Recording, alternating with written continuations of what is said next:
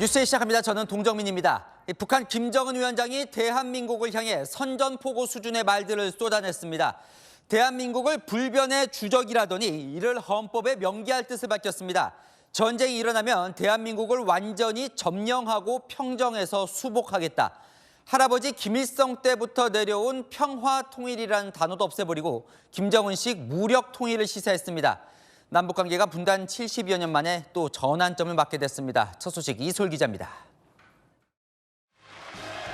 어제 김정은 북한 국무위원장의 시정연설 핵심은 한국을 적대국, 주적이라고 규정하고 이를 헌법에 명기하겠다는 겁니다. 대한민국을 철두철미 제1의 적대국으로 불변의 주적으로 확고히 간주하도록 명기하는 것이 옳다고 생각합니다. 김 위원장은 지난달 31일 당 전원회의에서 한국을 이미 적국이라고 밝힌 바 있는데 이를 법률로 명문화하겠다는 것은 남북 관계를 근본적으로 바꾸겠다는 의지로 해석됩니다. 전쟁 발발 가능성을 언급한 김 위원장의 육성도 공개됐습니다. 대한민국이라는 최대의 적국이 우리의 가장 가까운 이웃에 병전하고 있는 물리적 충돌에 의한 확전으로 전쟁이 발발할 위험은 현저히 높아졌고 위험 단계에 이르렀습니다. 김 위원장은 서해 북방 한계선을 콕 집어 그 어떤 경계선도 허용될 수 없다. 자신들의 영토, 영공, 영해를 0.001mm라도 침범한다면 전쟁 도발로 간주하겠다며 헌법 개정에 영토 재규정을 담을 것을 시사했습니다. 또 현재 북한 헌법에 명시된 자주, 평화통일, 민족 대단결 등 평화통일의 상징으로 비춰질 수 있는 단어들을 없애는 대신 대한민국을 완전히 점령, 평정, 수복하는 문제를 반영할 것을 지시했습니다. 통일은 유언이잖아요. 자기 조부 때 내려온. 근데 그거를 지금 폐기하는 거잖아요. 무력에 의한 통일 수립하겠다는 그런 방침을 세웠다라고 보고 있습니다. 우리 정부도 강경 대응을 예고했습니다. 북한의 도발 시 확고한 대비 태세와 압도적인 역량으로 대응 응징할 것입니다. 일각에서는 북한의 초강수 대응이 오히려 내부 불안감과 흡수 통일에 대한 두려움에서 비롯된 것이라는 해석도 나옵니다. 채널A 뉴스 이솔입니다.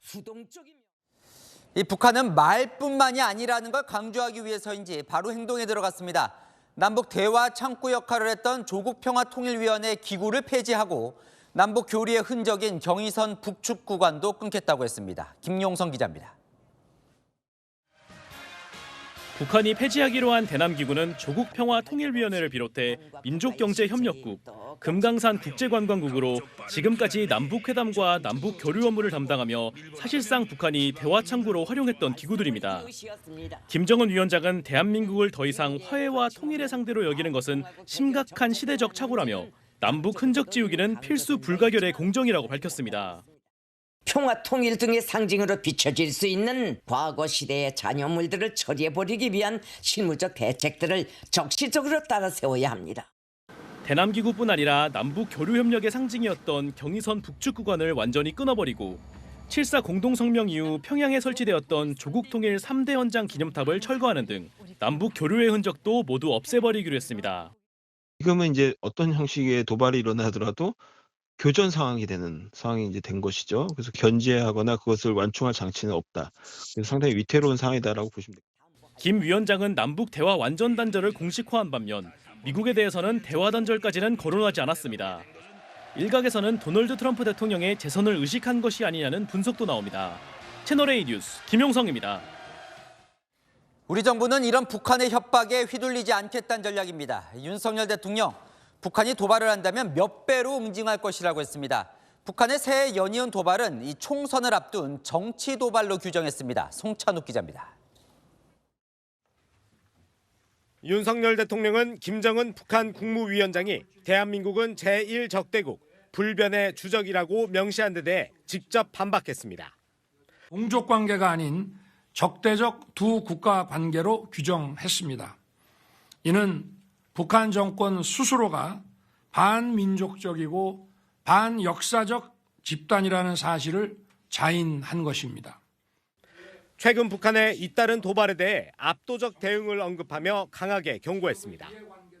북한이 도발해온다면 우리는 이를 몇 배로 응징할 것입니다. 전쟁이냐 평화냐를 협박하는 재래의 위장 평화 전술은 더 이상 통하지 않습니다. 그러면서 대한민국을 균열시키기 위한 정치 도발 행위라며 도발의 의도를 의심했습니다. 올해 4월 총선에 영향을 미치려고 하는 의도된 도발이라고 보고 있는 겁니다. 전쟁 분위기를 고조시켜 대한민국 국민들을 불안하게 한 뒤 그 책임을 보수 정권에 지우려는 의도로 보고 있습니다. 정부 관계자는 사회 경제적으로 불안한 북한이 체제 단합을 위한 내부형 메시지를 내는 측면도 있다고 분석했습니다. 다만 윤 대통령은 탈북민에 대한 지원은 아끼지 않겠다며 북한 이탈 주민의 날을 제정하라고 지시했습니다. 채널A 뉴스 송찬욱입니다.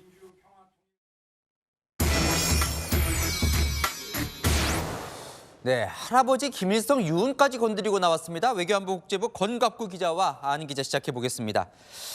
말폭탄 도발이야 많이들 예상했던 건데 그동안 오늘은 헌법 개정을 선언을 했어요. 무슨 의미입니까? 네, 그렇습니다. 그때 던지는 말폭탄이 아니라 이제는 대남 정책을 장기적으로 대립구도로 끌고 가겠다는 겁니다. 김 위원장 새해 초부터 위협 수위를 높여왔죠. 지난해 말 적대적 두 국가라고 규정하더니 지난 10일엔 김 위원장 명의로 주적이라고 처음 언급했습니다. 말폭탄뿐만 아니죠. 서해 북방 한계선 인근에서 포사격을 하고 그제는 요격하기가 어려운 극초음속 미사일까지 시험 발사했죠. 여기에 교류기구도 정리하고 있으니 남북 관계가 사실상 완전 단절 상태로 들어가는 겁니다. 다만 북한 헌법이 우리나라와 비교하면 바꾸기가 비교적 쉬운 편이라 일시적 위협인지 근본적 변화인지는 조금 더 지켜봐야 합니다. 하도 말이 세서요. 단도직입적으로 그래서 전쟁까지 가능성이 어느 정도 있습니까? 어떻습니까?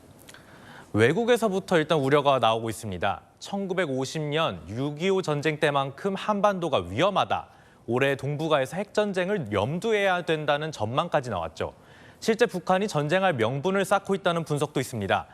실제 김 위원장은 오늘 군사 능력이 빠른 속도로 갱신 중 0.001mm라도 침범하면 곧 전쟁 도발이라고 표현했습니다.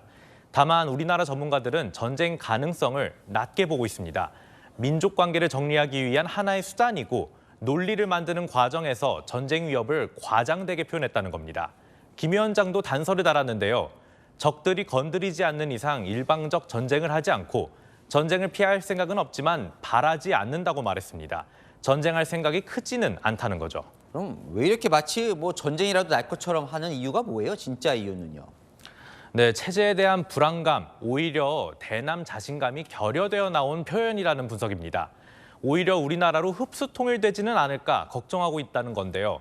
또 경제가 어려운 탓에 내부 불만을 외부로 돌리려는 의도도 있다고 전문가들은 말했습니다.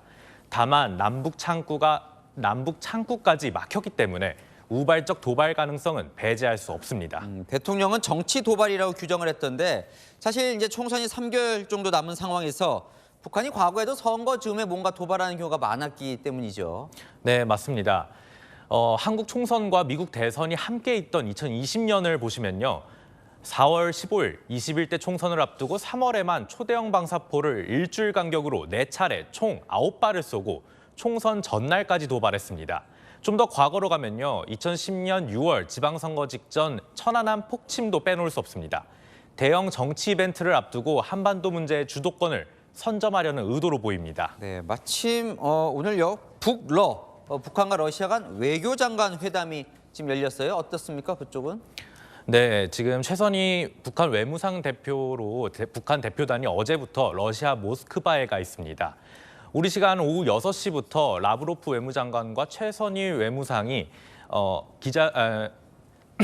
회담 전에 모두 발언을 통해서 얘기를 했는데요.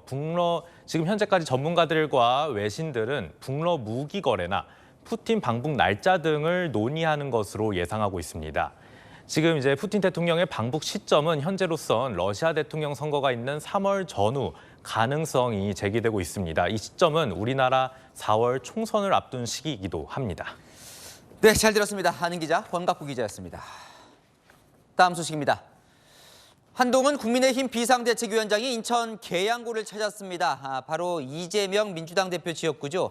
한 위원장, 이 대표가 출마하는 지역구는 한석 이상의 의미가 있다며 승리 의지를 밝히면서 이 대표를 향해 공세를 쏟아냈습니다. 불체포 특권 포기 이야기도 다시 꺼냈습니다. 최수연 기자입니다.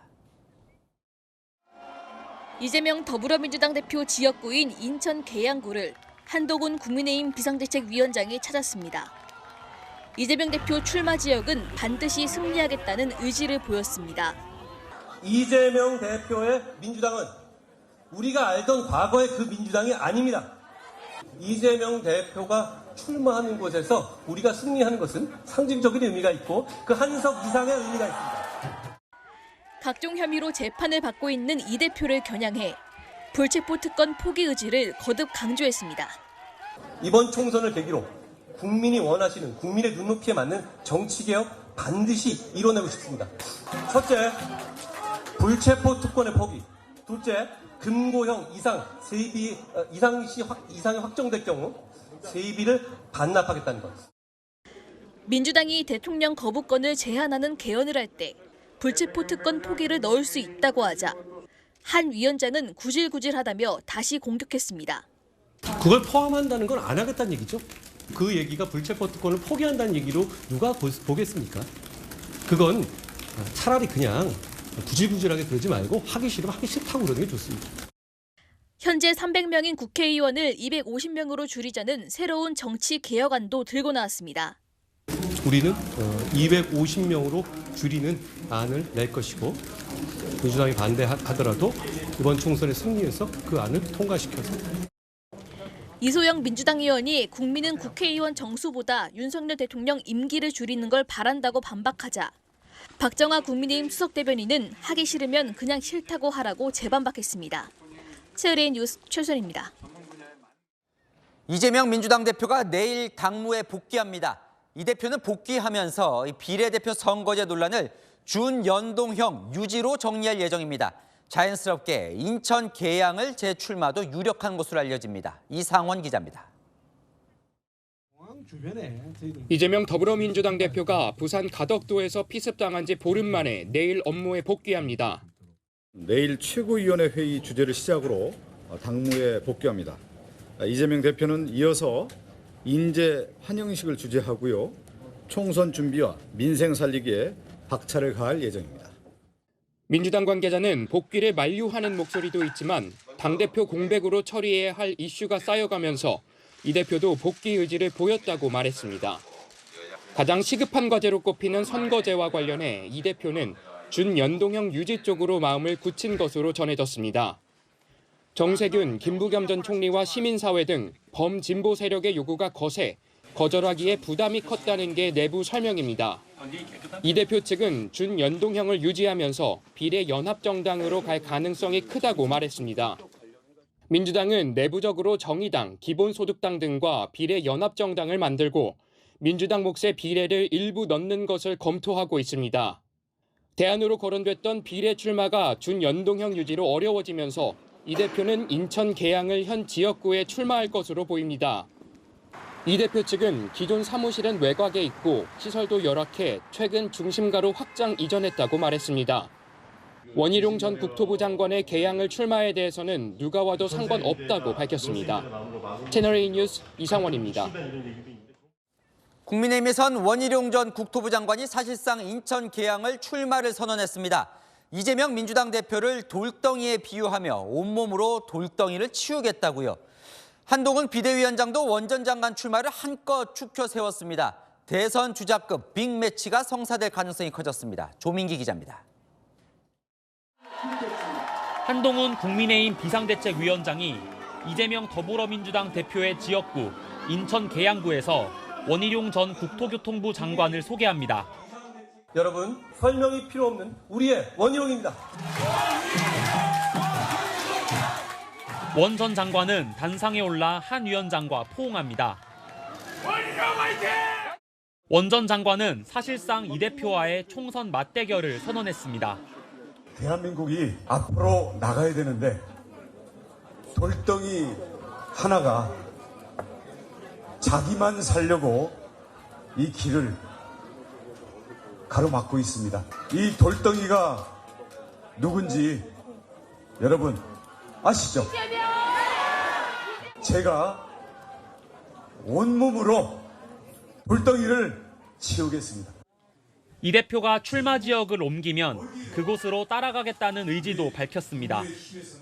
국회를 자기가 살기 위한 방탄마기로 만들고 있는 야당의 책임자 다 발을 디디는 곳이라면 그것을 치우러 어디든 가겠습니다. 협치와 미래를 열기 위한 책임 있는 정치에 할 일이라고 생각합니다.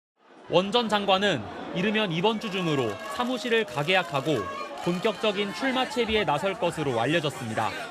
이 대표 사무실과 멀지 않은 곳을 물색 중으로 전해집니다. 국민의힘 관계자는 원 전 장관이 뛰어든 이상 이 대표가 총선 때 지역구를 비우고 마음 놓고 전국 지원에 나서기는 쉽지 않을 것이라고 말했습니다. 채널A 뉴스 조민기입니다. 여야가 공천 작업에도 속도를 내고 있습니다. 먼저 국민의힘 공천관리위원회가 첫 번째 회의에서 물갈이의 최소 폭을 밝혔습니다. 방금 전에 회의가 끝났는데요. 현장 취재기자 연결해 보겠습니다. 안보겸 기자, 국민의힘 오늘 발표한 공천 룰 핵심이 뭡니까? 질서 있는 세대 교체가 핵심인데요. 한마디로 경쟁력 떨어지는 중진들 대폭 물갈이하겠다는 겁니다. 국민의힘 공천관리위원회는 지역구를 4개 권역으로 나누고 각 권역별로 하위 10% 평가를 받은 현역 의원은 공천에서 원천 배제하기로 했습니다. 7명 정도가 컷오프 되는 겁니다. 또 하위 30% 이하 대상자는 경선 득표율에서 20%를 감산하기로 했습니다. 18명이 감점 대상이 되는 건데요. 경쟁력이 떨어지는 현역 의원은 불이익을 주겠다는 원칙입니다. 특히 3선 이상 의원들에게는 더 엄격한 룰이 적용되는데요. 동일 지역구에서 3선 이상을 한 경우 경선 득표율에서 마이너스 15%를 적용합니다. 현재 이 기준에 해당되는 의원은 23명입니다. 만약 의원평가 하위권에 해당되고 동일 지역 3선 이상 의원일 경우 중복으로 감점을 받게 됩니다. 대신 그 자리는 청년 등을 공천해 세대 교체를 이루겠다는 건데요. 만 44세까지의 청년에게는 최대 20%의 가산점을 주는 방식입니다. 지역별로 경선 룰도 다르게 하기로 했는데요. 수도권과 호남, 충청 지역은 당원 20%, 일반 국민 80%를 적용하고 서울에서도 강남, 서초, 송파, 강원과 영남은 당원과 일반, 국민 여론조사를 각각 50%씩 반영합니다. 국민의힘은 도덕성 기준도 높이겠다고 합니다. 성폭력 2차 가해와 마약, 학교폭력, 직장 내 괴롭힘 등을 4대 범죄로 규정해 공천에서 원천 배제하기로 했습니다. 지금까지 국민의힘 당사에서 채널A 뉴스 안보겸입니다. 민주당도 공천 컷오프가 가시화되고 있습니다. 성희롱 논란을 빚은 현근택 민주연구원 부원장, 공천관리위원장이 컷오프, 즉 공천 배제를 시사했고 끝내 총선 출마를 접었습니다. 배두헌 기자입니다. 성희롱 발언 논란에 휩싸인 현근택 민주연구원 부원장이 총선 불출마를 선언했습니다. 임혁백 민주당 공천관리위원장이 단호하고 엄격히 대처할 것이라는 짤막한 입장문을 낸 지 2시간여 만입니다. 윤리감찰단에서 조사가 진행 중이었고 그 진행 과정에서 또 공관위에서도 이걸 좀 지켜보고 있었고 그런 가운데 현근택 전 부원장이 자신의 결단에 의해서 사퇴를 한 거기 때문에 친 이재명계 인사로 꼽히는 현 부원장은 비명계 윤영찬 의원 지역인 성남 중원 출마를 준비 중이었습니다. 이재명 대표 지시로 윤리감찰이 진행 중이었지만 친명 감싸기 논란에 2차 가해 논란까지 더해지자 공관위가 직접 나선 겁니다. 당 지도부 관계자는 논란이 터졌을 때 즉각 조치했어야 하는데 너무 오래 끌었다며 아쉬움을 토로했습니다. 공관위 측은 현 부원장 외에도 예비후보 적격 판정을 받았지만 논란이 되고 있는 노웅래 의원, 정봉주 전 의원 등도 면밀하게 검토한다는 계획입니다. 어제 이 대표 측근인 강 의원 특보에 이어 현 부원장까지 친명 인사들이 정리되자 당내에선 비명계 인사들 컷오프도 본격화하는 게 아니냐는 관측이 나옵니다.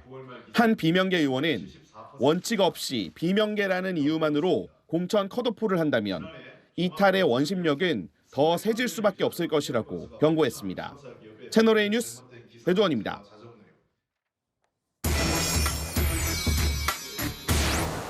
네, 빅매치도 성사될 분위기고 공천 룰도 발표가 되고 총선에 불이 붙는 것 같습니다. 안희 기자, 정치부 김민지 기자 나와 있습니다.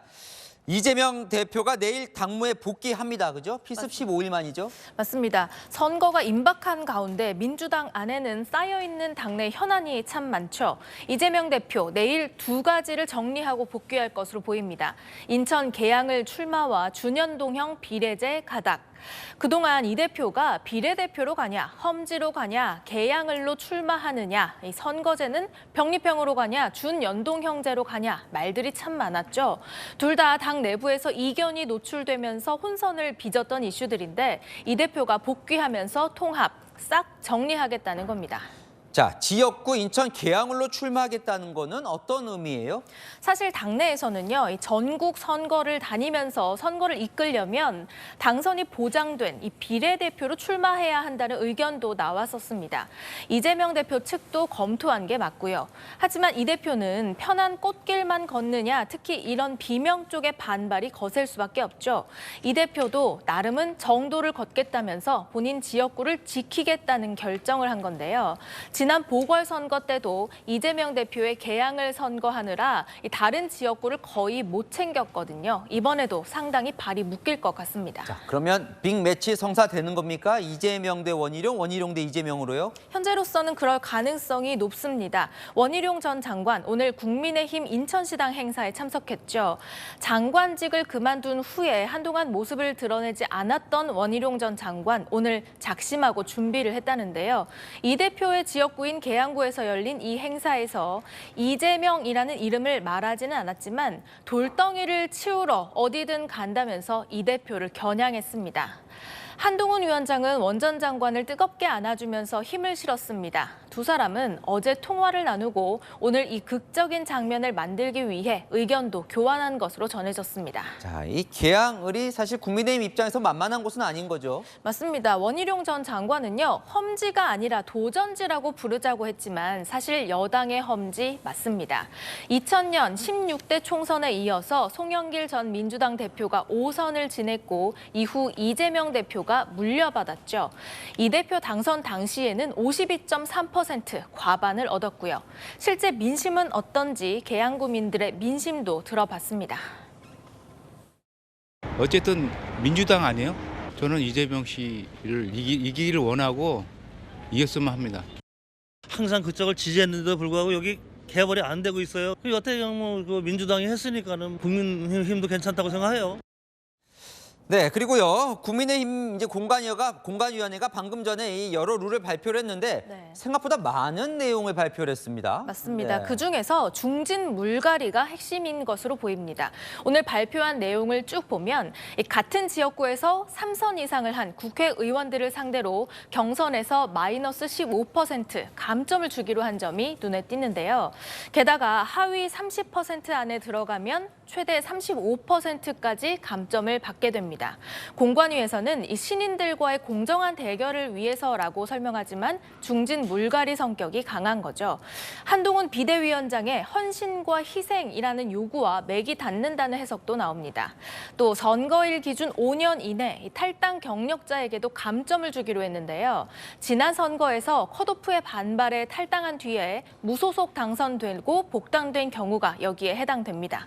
같은 지역에서 3차례 연속 떨어진 적이 있으면 30% 감점됩니다. 그러니까 지역 기반은 있는데 본선 경쟁력이 없는 출마자는 걸러내겠다는 거죠. 각 지역구별로 어떤 의원들이 해당이 되는지 지금부터 분주해질 것 같네요. 네. 자, 민주당도 컷오프가 관심인데 현근택 부원장 결국 불출마를 선언했습니다. 맞습니다. 스스로 불출마를 선언은 했지만 사실상의 컷오프라는 해석이 나옵니다. 임혁백 공천관리위원장이 오늘 현 부원장을 콕 집어서 단호하고 엄격하게 대처하겠다고 한 지 약 2시간 만에 나온 결정이기 때문입니다. 사실 이 부분도 이재명 대표 복귀 전에 이 논란거리들을 정리하면서 대표의 부담을 줄이는 있는 측면이 있다는 해석도 나오는데요.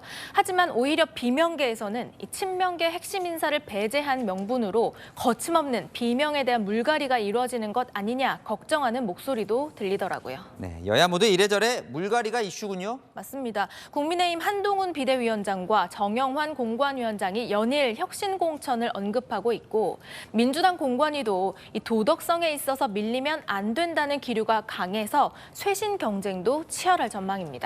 네, 잘 들었습니다. 아는 기자 김민지 기자였습니다. 네, 이재명 민주당 대표가 피습 이후 응급 헬기를 이용한 데 대해서 국민권익위원회가 조사에 착수했습니다. 특혜 아니냐는 신고가 들어왔던 이유인데 민주당은 야당 탄압이라고 반발했습니다. 이현재 기자입니다. 국민권익위원회가 이재명 민주당 대표의 응급 헬기 이송 과정에 특혜가 있었는지 조사 중이라고 밝혔습니다. 이 대표 피습 다음 날부터 다수의 신고가 접수됐다고 설명했습니다. 이재명 더불어민주당 대표의 피습 후 응급 헬기를 이용하여 부산대병원에서 서울대병원으로 이송 전원된 사안과 관련하여 부정 청탁과 특혜 제공 여부를 조사해달라는 여러 건의 신고가 부산대병원, 서울대병원, 부산소방청 등을 대상으로 부정 청탁이 있었는지 공무원 행동강령을 위반하고 특혜를 준 건 없는지 조사한다는 겁니다. 권익위 관계자는 채널A와 통화에서 필요하다면 현지 방문 조사와 관계자 출석도 요구할 수 있다고 설명했습니다. 민주당은 정치적 의도가 명백하다고 반발했습니다. 국민권익위가 암살 테러를 당한 야당 대표에게 2차 가해를 하고 있습니다. 도대체 무슨 의도입니까? 신고를 핑계로 이재명 대표를 조사하겠다니 기가 막힙니다. 앞서 민주당은 국회에서 규탄 대회를 열어 사건 재수사와 피습범 신상 공개를 거듭 요구했습니다. 채널A 뉴스 이현지입니다.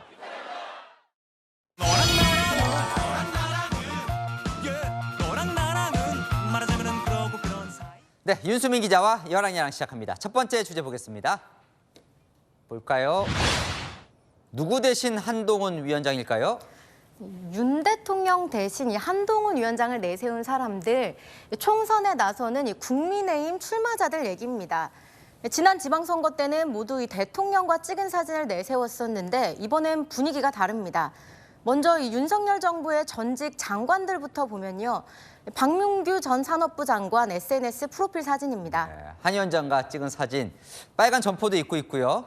네, 정황근 전 농식품부 장관도 이 한 위원장이 당 점퍼를 입혀주는 사진으로 교체했습니다. 네, 이 장관 출신들은 그동안 윤심 논란이 있었는데 분위기가 좀 달라진 겁니까? 네, 현역 의원들도 상황은 비슷한데요. 정진석 의원, 과거 의정보고서 표지 사진엔 이 윤 대통령과 함께했지만 지난달엔 이 한 위원장이었습니다. 친윤 박수영 의원은 저도 의자에 올라가서 연설했다며 이런 패러디 사진을 올렸는데요. 한 위원장의 의자위 인사를 따라한 겁니다. 뭐 출마자들은 표 얻는데 더 도움이 될 사람과 사진 함께 찍고 싶겠죠.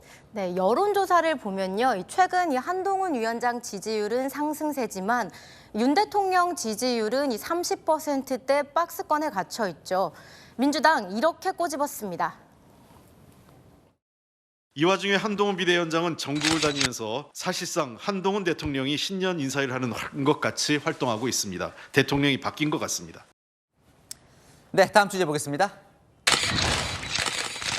한동훈 위원장 소품이 다 설정이었다. 이준석 전 대표가 주장을 했다면서요. 네, 이 전 대표의 주장은 이렇습니다. 1년 반 전 모습인데 기억이 나실까요? 한동훈 위원장이 법무부 장관으로 처음 출근한 날입니다. 네, 커피와 도넛 들고 내려서 당시 화제가 됐었어요. 네, 이 전 대표 이 장면이 이미지 메이킹을 위해 설정한 거라고 주장했습니다.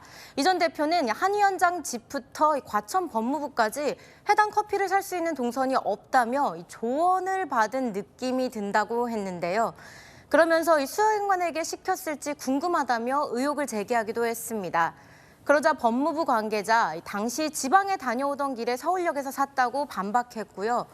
장해찬 전 국민의힘 비대위원 같은 브랜드 커피 마시는 사진을 제시하면서 평소에도 자주 간다고 반박했습니다. 장해찬 전 최고위원이죠. 자, 이제는 그러면 커피 들고 가는 것도 좀 논란이 되네요. 네, 이 한동훈 위원장이 부산에서 입었던 이 1992 티셔츠도 여전히 진실 공방 중인데요. 먼저 이 민주당의 주장은 이렇습니다.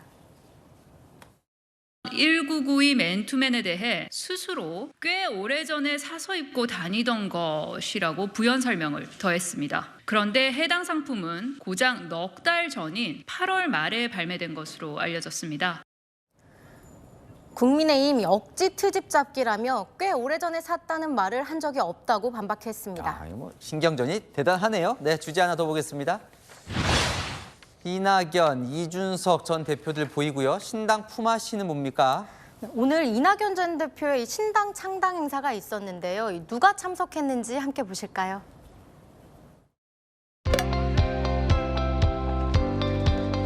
새로운 미래에 걸맞은 새로운 정당을 만들어야 합니다. 지금 비록 밖에서는 잘 뭉칠 수 있을까? 제대로 할 수 있을까? 저희 잘할 수 있죠? 당내 독재를 경험하면서 그것을 바로잡겠다고 나선 조응천 의원의 위기의식 정당하지 않습니까?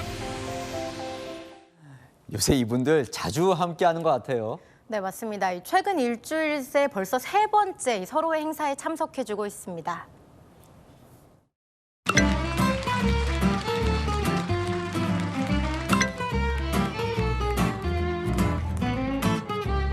텐트 크게 쳐주십시오.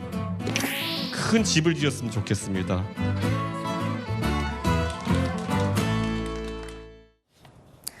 야권에선 여론의 이목을 끌어야 연대든 합당이든 파급력이 있기 때문에 서로 품앗이를 하는 거라고 하더라고요. 네, 함께하고는 있는데 또 합당 연대 생각들은 조금씩 다른 것 같기도 합니다.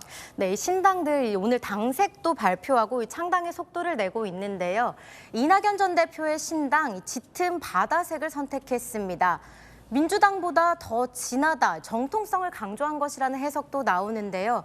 이준석 전 대표의 개혁신당은 젊음과 역동성의 상징이라며 오렌지색을 당색으로 정했습니다. 신당들 서로 품앗이를 넘어 하나로 합쳐질 수 있을까요? 네, 지금까지 여랑야랑이었습니다. 자, 미국 대선 소식으로 넘어갑니다. 미국 대선 첫 포문을 여는 아이오와주 공화당 당원대회에서 트럼프 전 대통령이 과반 득표에 성공하면서 승리했습니다. 기세가 올랐던 니키 헤일리 전 유엔 대사는 3위에 그쳤습니다. 워싱턴 최주연 특파원입니다. 트럼프 전 대통령의 대세론에 이변은 없었습니다. 공화당 첫 경선지인 아이오와에서 과반 득표에 성공하며 2위 디센티스 플로리다 주지사의 약 30%포인트 차 압승을 거뒀습니다. 반 트럼프 표심을 노린 니키 헤일리 전 유엔 대사는 3위에 머물렀습니다. 아이오와 경선 역사상 가장 큰 격차로 승리를 거머쥔 트럼프 전 대통령은 한껏 여유를 부렸습니다. I want to congratulate Ron and Nikki for having a good time together. I think they both actually did very well. I really do. I think they. 2016년 대선 경선 당시에는 20%대 득표율을 기록하며 2위에 머물렀는데 이번엔 경선 초반부터 독주 체제를 굳힌 겁니다. 제조업 세태 지역 러스트벨트라 불리는 아이오와주는 백인 남성 블루칼라같이 트럼프 전 대통령 지지층이 많은 곳입니다. Is going to be in November when we take back our country and truly we do make our country great again. 체감 온도가 영하 29도까지 내려가는 등 한파 영향이 투표에 영향을 줄 것으로 보였지만 예상은 빗나갔습니다. 상대 후보들은 다음 경선지인 뉴햄프셔에서 반전을 기대하고 있습니다. 하지만 이번 경선 4위인 사업가 라마스와미가 트럼프 전 대통령 지지 선언과 함께 하차해 일각에선 당 경선이 조기에 끝날 수도 있다는 관측도 나옵니다. 바이든 대통령은 SNS를 통해 트럼프 전 대통령은 공화당의 확실한 선두주자라고 평가하면서 이번 대선은 극우 세력과의 싸움이 될 것이라며 견제구를 날렸습니다. 워싱턴에서 채널A 뉴스 최주연입니다. 네, 중학생이 60대인 경비원을 폭행하는 영상의 공분이 일었죠. 이번엔 이 중학생을 응징하겠다며 위협한 유튜버가 논란입니다. 송진섭 기자가 취재했습니다. 청소년 한 명이 땅바닥에 무릎 꿇고 있고 에버싼 남성 2명이 윽박지르며 고함을 지릅니다. 먼저 때리면 너 하라고 때려도 돼? 아닙니다. 무릎 꿇고 있는 건 지난 12일 경기 남양주시 상가 복도에서 60대 경비원을 폭행한 중학생. 성인 남성 2명이 훈계하겠다며 이 학생을 찾아가 공터에서 이렇게 위협하는 영상을 찍어 SNS에 올린 겁니다. 일부 누리꾼들은 통쾌하다는 반응을 보였지만 도 넘은 신상 털기에 부적절한 응징이란 지적도 나옵니다. 의무 없는 행위를 가서 이제 하게 한 경우에는 그래서 협박죄나 강요죄로 처벌 가능성이 좀 있어 보여요. 그리고 명백하게 사적 제재에 해당하죠. 당초 쌍방 폭행으로 알려졌지만 경찰은 영상 속 폭행 수위가 높고 경비원이 3초가량 의식도 잃었던 만큼 폭행이 아닌 상해죄로 중학생을 입건했습니다. 상해죄는 피해자 의사와 상관없이 처벌할 수 있습니다. 또 폭행 당시 영상을 촬영해 SNS에 올린 학생에 대해서도 명예훼손 혐의로 입건해 오늘 오전 조사했습니다. 영상 유포 학생은 경찰 조사에서 영상을 찍어 올린 건 맞지만 비방할 의도는 아니었다고 진술한 걸로 확인됐습니다. 당초 해당 학생에게 사과를 받아 처벌을 원하지 않았던 경비원도 영상 유포자에 대해서는 명예훼손 처벌을 원하는 것으로 알려졌습니다. 채널A 뉴스 송진섭입니다.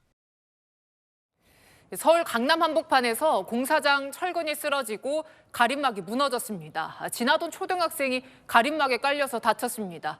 최재원 기자가 현장 취재했습니다. 서울 강남구 지하철 한티역 출구 앞. 보도옆 빌딩 공사장에서 작업자들이 가림막 철거 작업을 합니다. 그런데 갑자기 가림막 기둥 역할을 하던 철근이 넘어지더니 도미노처럼 임시 펜스도 무너뜨립니다. 사람이 지나던 인도를 그대로 덮쳤는데 놀란 여성이 다급하게 달려가 펜스를 들춥니다. 어제 오후 1시쯤 서울 강남구 공사장에서 펜스가 무너져 지나던 초등학생 한 명이 다쳤습니다. 어머니가 양손에 애를 한 명씩 잡고 가셨던 것 같은데 되게 소리 많이 지르시고 엄청 비명을 지르셔가지고.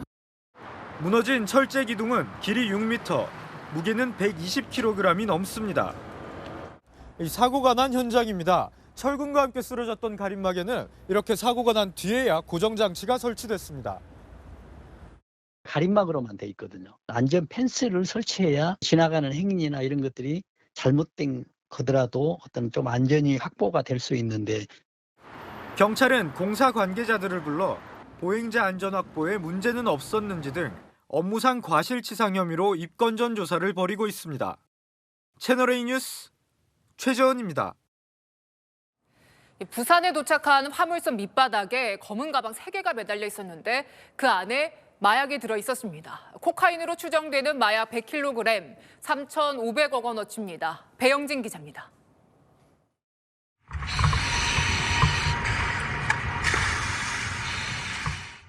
해경 잠수부가 바다에 뛰어들어 선박 주변을 수색합니다. 잠시 후 발견된 검은색 물체. 배 밑부분의 밧줄로 단단히 고정돼 있습니다.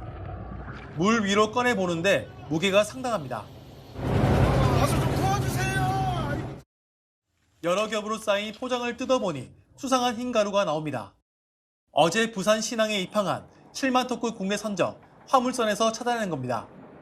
선사 측에서 선박 이상 여부를 살피던 중 엔진 열기를 식히는 해수 흡입구 주변에서 수상한 물질을 발견한 겁니다. 선사 측 신고를 접수한 해경은 잠수부를 투입해 검은 가방 3개를 찾아냈습니다. 1kg씩 100개로 나눠 담겨 있었는데 간이 시약 검사에서 코카인 양성 반응이 나왔습니다. 330만 명이 동시 투약할 수 있는 양으로 금액으로 3,500억 원에 달하는 엄청난 양입니다. 수중을 밀반입으로 해서 보관을 하다 보니까 이제 비닐 재질로 해서 몇 겹으로 똘똘 말아가지고 이제 방수 상태로 포장이 되어 있는 상태입니다. 이 화물선은 지난달 초 브라질의 한 항구를 출항해 싱가포르와 홍콩을 경유한 뒤 부산 신항에 들어왔습니다. 해경은 정확한 성분 검사를 위해 국립과학수사연구원에 긴급 감정을 의뢰하는 한편 화물선에 타고 있던 한국과 동남아인 선원들을 상대로 마약 반입 경위 등을 조사하고 있습니다. 채널A 뉴스 배영진입니다. 서해 안마도는 주민이 190여 명인데 사슴이 천마리여서 주민들이 피해를 호소해왔죠. 이 섬에 사슴이 들어온 지 40년 만에 해법이 나왔습니다. 자세한 내용 서주희 기자가 취재했습니다. 사슴 20여 마리가 떼를 지어 바다를 헤엄쳐가고 해변에 다다르자 유유히 걸어갑니다. 민가로 내려와 먹이를 찾기도 하고 늦은 밤에도 섬 곳곳을 누빕니다. 주민 190여 명이 사는 전남 영광의 외딴 섬 안마도입니다. 40여 년 전 녹용 판매를 위해 들여온 사슴이 방치되면서 어느새 1000여 마리까지 번식했습니다. 상위 포식자도 관리 주체도 없다 보니 기하급수적으로 늘어난 겁니다. 뭐 고추 같은 것이나 뭐 고구마 같은 거 이런 깨 같은 거 해놓으면은 하나 먹지를 못해요. 다 사슴이 다 저기 해버리니까. 묘도 막 다 파헤치고 보시면 다 이제 울타리에 서져 있죠. 집 다 보면 이게 다 이제 사슴 넘어오지 말라고 막아놓은 거고요. 주민 피해가 잇따르고 생태계까지 교란되고 있지만 가축으로 분류돼 유해 야생동물처럼 포획할 수도 없었습니다. 참다 못한 주민들이 지난해 7월 국민권익위원회에 민원을 제기하면서 실마리가 풀렸습니다. 담당 부처인 환경부, 농림축산식품부가 권익위의 권고에 따라 뒤늦게 대책을 내놓은 겁니다. 주민 피해와 생태계 교란 실태를 조사해 유해 야생동물로 지정할지를 올해 말까지 결정하기로 했습니다. 멧돼지나 고라니와 같은 유해 야생동물로 지정될 경우 지자체장의 허가를 받아 총기로 포획할 수 있게 됩니다. 또 가축으로 키우다 유기하는 걸 막기 위해 소유자를 찾아 직접 처분하도록 강제하고 유기할 경우 처벌 규정을 신설하기로 했습니다. 안마도처럼 사슴떼로 골머리를 앓고 있던 인천 구럽도, 충남 난지도도 한숨을 돌리게 됐습니다. 채널A 뉴스 서주입니다. 네, 7년 전 일본의 대마도 주민들이 혐한 감정을 표출하며 한국인 관광객을 거부하기 시작해서 논란이었죠. 엔저로 일본을 찾는 관광객이 늘어난 지금은 어떨까요? 한국인은 오지 말라 내건 상점이 아직 남아 있었습니다. 다시 간다 백승우 기자가 그 이유를 취재했습니다.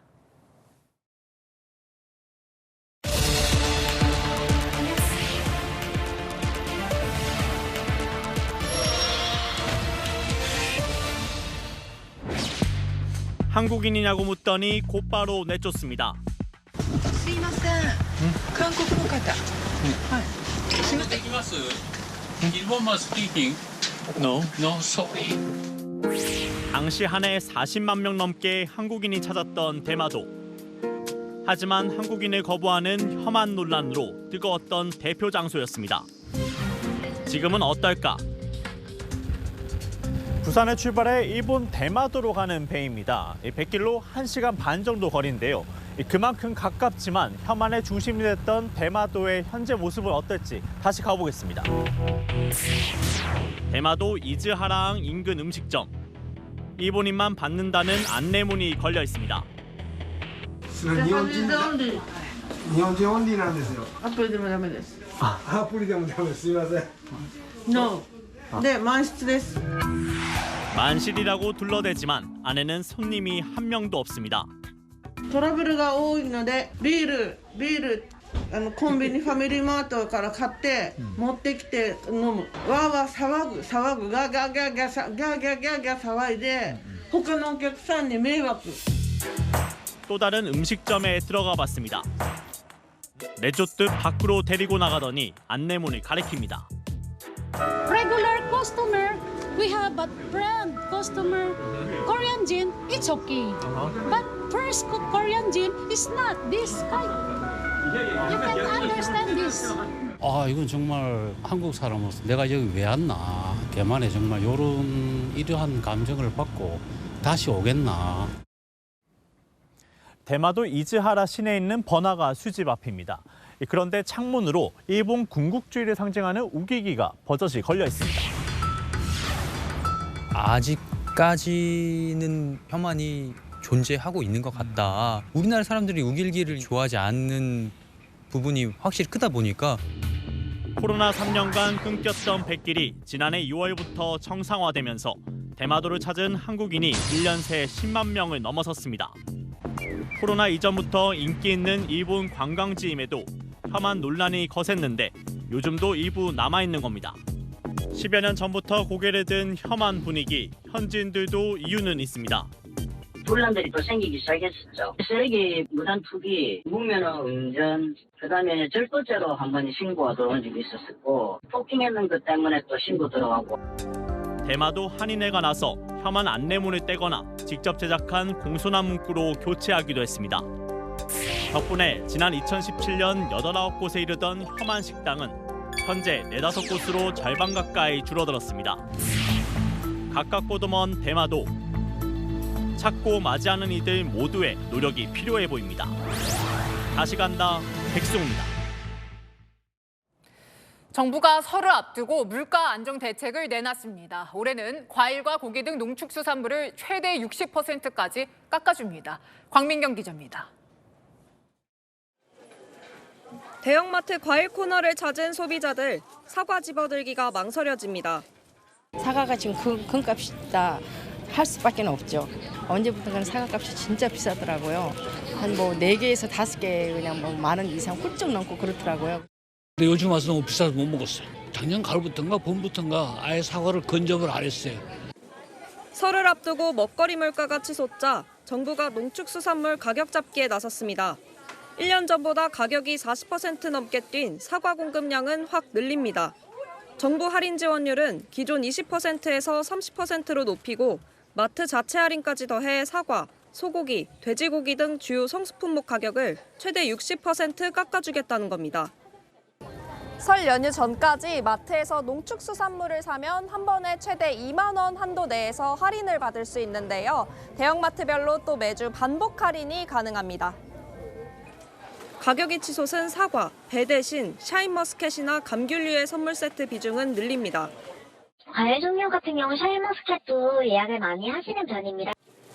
또 수입 신선란 112만 개를 공급하고 제수용품으로 쓰이는 명태 등은 정부 비축 물량 9,000톤을 풉니다. 성수품을 역대 최대 26만 톤을 공급하고 할인 지원에 전년 2배 이상인 840억 원을 투입하여 가격을 전년보다 낮게 관리하겠습니다. 한우나 돼지고기는 다음 주부터 최대 반값 할인을 할 예정입니다. 채널A 뉴스 권민경입니다. 설 선물로 홍삼이나 영양제 많이 주고받죠. 이런 건강기능식품은 개인 간의 중고거래가 불법이었는데 정부가 허용하기로 했습니다. 김단비 기자입니다. 중고거래 플랫폼입니다. 홍삼 같은 건강기능식품을 판다는 글을 쉽게 찾아볼 수 있습니다. 선물 받았지만 몸에 맞지 않다거나 묶음 상품으로 산 걸 놔두고 싶다는 등 사연도 다양합니다. 거의 방치죠. 그냥 뭐 팬트리 같은 곳에 많이 모아놓고 꼭 같은 그 종류의 비타민이라든지 이런 것들이 동시에 들어오는 경우가 있어요. 하지만 소규모라도 이런 개인 간 거래는 모두 불법입니다. 건강기능식품 판매업을 하려면 영업 신고를 해야 한다는 현행법을 정부가 개인 간 소규모 거래에도 적용하고 있기 때문입니다. 그러나 앞으로는 이런 규제가 완화됩니다. 국무조정실 규제심판부는 오늘 건강기능식품에 대해 소규모 개인 간 재판매를 허용하도록 식품의약품안전처에 권고했다고 밝혔습니다. 개인 간의 소규모 일회성 거래는 영업외로 보기에는 무리가 있다. 오히려 법령을 잘못 해석한 거다. 건강기능식품 대부분 소비 기한이 1에서 3년으로 일반 식품보다 길어 국민 건강을 해칠 가능성이 높지 않다는 점도 반영됐습니다. 미국, EU 등 해외 주요국에서도 개인 간 건강기능식품 재판매를 허용하고 있습니다. 식약처는 오는 3월까지 개인 간 거래할 수 있는 횟수나 금액 등 기준을 구체화할 계획입니다. 채널A 뉴스 김단비입니다. 여권 만들거나 영화 볼 때 숨겨진 세금을 내고 있었다는 사실 알고 계셨습니까? 정부가 이런 세금 91개를 전수조사해서 원점에서 재검토합니다. 김재혁 기자입니다. 평일 성인이 극장에서 영화 한 편을 보면 14,000원을 냅니다. 정부는 이 중 3%인 420원을 관객에게 부가금으로 걷어 영화 발전기금으로 쓰고 있습니다. 부담금이 사실 나간 줄 저는 몰랐거든요. 그래서 만약에 이런 부담금이 있다면은 정부 측에서도 없애주는 게 맞지 않나라고 저는 생각합니다. 모든 출국자를 대상으로 인당 10,000원씩 걷는 출국 납부금이나 1991년부터 여권 발급자 대상으로 15,000원을 걷는 국제교류기여금도 대표적인 숨겨진 세금, 부담금입니다. 공익적 재원을 마련한다는 이유로 징수되고 있지만 국민과 기업에게 필요 이상의 부담을 지워서 정당성에 대한 문제가 제기되고 이에 윤석열 대통령이 현재 91개 부담금 전체를 전수조사해 원점 재검토하라고 지시했습니다. 국민과 기업의 부담을 실제로 덜어드리려면 91개에 달하는 현행 부담금을 전수조사해서 원점에서 재검토해야 합니다. 부담금 제도 개편을 추진하는 건 1961년 제도 도입 이후 처음입니다. 정부는 우선 회원제 골프장 입장료 부과금과 농어민에게서 걷는 전기 사용자 일시 부담금 등을 없애는 내용의 부담금 관리법 개정안을 국무회의에서 의결했습니다. 다만 24조 원대 규모의 91개 부담금이 수술대에 오르면 세수가 줄어들 수 있다는 우려도 나옵니다. 채널A 뉴스 김재혁입니다. 반려동물 양육비 얼마나 들까요? 반려견은 한 달 평균 16만 원이었습니다. 어디에 지출한 건지 유찬 기자가 알아봤습니다. 임시보호소에서 데려온 강아지를 키우는 정진수 씨. 매달 들어가는 돈이 꽤 되지만 아깝지 않습니다. 20만 원 조금 이상 정도 생각하면 될 것 같아요. 부담되는 정도는 아니에요. 다행히 뭐 잔병이 있거나 이런 친구는 아니라. 농림축산식품부의 조사 결과 반려견 양육비는 월 평균 16만 원, 이중 병원비는 평균 6만 원으로 나타났습니다. 동물병원에 이어 반려견 미용실, 호텔, 유치원 등을 이용해봤다는 답이 이어졌는데 이 경우 수십만 원이 더 들어갑니다. 외견으로 더 이쁘게 미용할 때나 전신으로 미용할 때는 많이 들 때는 20만 원까지 드는 것 같더라고요. 반려동물과 함께 가는 카페 등 다양한 서비스가 늘고 있지만 기본 예절을 지키지 않는 경우도 많았습니다. 반려동물과 산책할 때 이렇게 목줄을 착용하고 배변 처리도 직접 해야 하는데요. 이런 법적 준수 사항을 두고는 양육자와 비양육자의 인식 차이가 컸습니다. 목줄 착용 등을 지킨다고 응답한 양육자는 70%에 육박했지만 비양육자가 볼 때는 34%만이 준수하고 있다는 답변을 내놨습니다. 반려견 양육자 의무 교육이 필요하다는 응답도 91%에 달했습니다. 채널A 뉴스 유찬입니다. 사람의 말을 알아듣는 공장용 로봇, 국내 연구진이 세계 최초로 개발했습니다. 복잡한 조작 없이 말만으로도 로봇에게 지시할 수 있게 됐는데요. 작업 효율을 높일 수 있을 걸로 보입니다. 정현우 기자입니다. 사람과 소통하는 로봇이 쓰레기를 수거하고 택배 상자를 배달합니다. 로봇이 인간을 대체하는 영화 속 미래입니다. 머지않아 이런 모습도 현실이 될 전망입니다. 국내 연구진이 사람 말을 알아듣는 로봇을 세계 최초로 개발했습니다. 제가 로봇에 직접 명령해 보겠습니다. 쌤, 작업 시작. 작업 장소로 이동합니다. 로봇에 맞춰서 주변 환경을 꾸민다든지 센서들을 붙인다든지 바코드를 붙인다든지 그런 작업들이 필요한데 그런 작업들을 알아서 할 수 있게끔 개발했다고 보시면 되겠습니다. 스스로 최적의 작업 동선을 찾고 충돌을 피하는 기능도 탑재됐습니다. 이 로봇은 현재 한 전기차 부품 생산업체 공정에 테스트 중인데 추가 연구를 거쳐 보다 다양한 현장에 투입될 예정입니다. 한 국내 유통업체 물류센터에서 로봇이 배송 물품을 자동 분류하는 등 산업 현장 곳곳에 로봇이 투입돼 있습니다. 사람 말을 알아듣는 로봇이 늘어나면 작업 효율이 더 올라갈 것으로 보입니다. 다만 로봇의 오작동 사고도 발생하고 있는 만큼 안전관리 기술 연구도 병행돼야 할 것으로 보입니다. 채널A 뉴스 정현우입니다. 네, 한국계 감독이 각본을 쓰고 연출한 드라마 성난 사람들.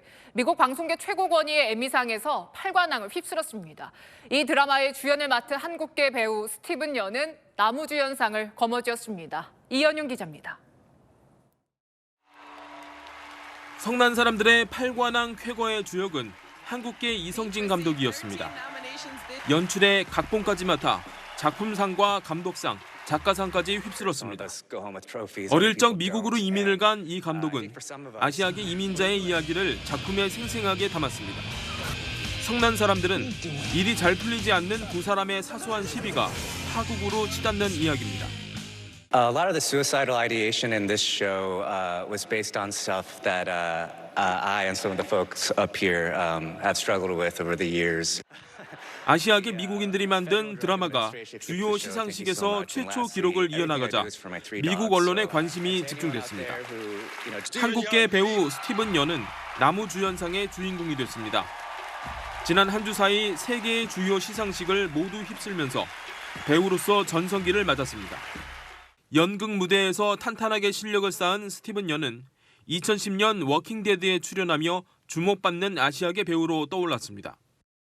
It's not about being better than another Asian actor. You know, I think for me it's just being a good actor, period. And 스티븐 연을 더 유명하게 만든 건 한국 영화였습니다. 영화제에 초청된 옥자와 버닝을 거쳐 미나리로 아시아계 최초의 아카데미 남우주연상 후보에 올랐습니다. 이번 성난 사람들에선 한국계 이민자란 배역을 넘어 누구나 공감할 수 있는 연기로 강한 인상을 남겼습니다. I want to say thank you to Danny for teaching me that judgment and shame is a lonely place, but compassion and grace is where we can all meet. 채널A 뉴스 이현용입니다. 내일은 전국에 비가 내립니다. 비는 정오 무렵에 서쪽 지방을 시작으로 오후에는 전국으로 확대됩니다. 이번 비는 수도권은 모레 아침, 나머지 지역은 모레 밤까지입니다. 비의 양은 전국적으로 5에서 10mm로 많지 않겠습니다. 눈으로 온다면 수도권과 강원에는 1에서 3cm 안팎의 눈이 내려 쌓일 수 있겠습니다. 동해안을 중심으로는 여전히 대기가 메말라 있습니다. 바람도 다소 강하게 불고 있어서 화재나지 않게 조심하셔야겠고요. 내일의 강수로 건조특보는 해제될 가능성이 있습니다. 내일 아침 기온은 서울이 영하 2도, 전주와 광주 1도로 시작하겠고요. 한낮에는 서울 4도, 전주와 대구 8도, 부산 13도가 되겠습니다. 이번 비가 그친 뒤 금요일부터는 영동과 남부에 다시 비나 눈이 자주 내리겠습니다. 기온은 계속 평년 수준을 웃돌겠습니다. 날씨였습니다. 새해 들어 북한 김정은의 위협, 도발 수위가 도를 넘고 있습니다. 해안포 사격에 극초음속 미사일을 쏘더니 헌법을 뜯어고쳐 무력으로 통일하겠다는데요. 자, 이 선거 앞두고 우리 국민들 불안하게 하려는 속셈도 있겠지만요. 또 이 단순한 위협으로만 치부하기엔 말폭탄 수위가 예사롭지 않습니다. 이럴 때일수록 정확한 정보와 냉철한 판단이 중요해 보입니다. 마침표 찍겠습니다. 호들갑도 방심도 금물. 뉴스에 마칩니다. 감사합니다.